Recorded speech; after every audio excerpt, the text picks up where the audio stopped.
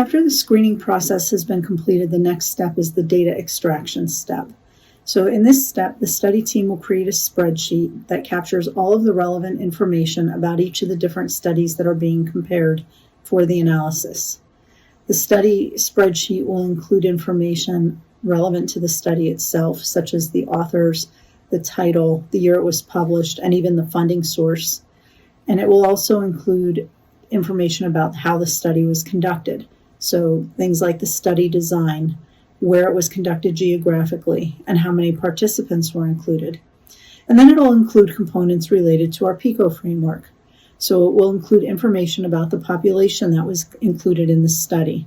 This will include demographics about the study population, as well as if they have any relevant health-related conditions that would be important for considering the different studies and what they determined.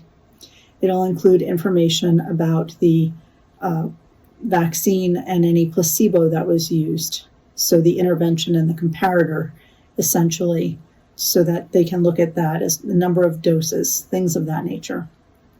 And it'll include what outcome was measured. Were they looking at antibody responses or development of disease or infection? And then if they find that the outcome the same outcome was studied over several different studies, they may conduct what's called a meta-analysis. A meta-analysis will look at each study that compared the same thing and conduct complex statistical analyses that account for differences that might have been inherent in the different study designs or other different aspects of the studies to specifically determine what is the range of responses that were found in that outcome.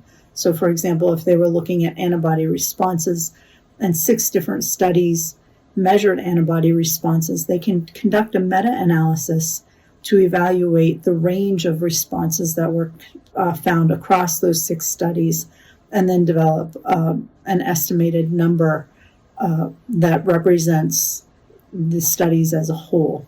If you hear people providing information in the form of a forest plot, this is usually indicative that they conducted a meta-analysis. So I hope that helps.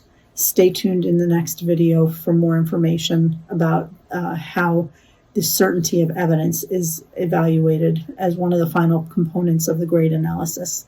Thanks for listening today.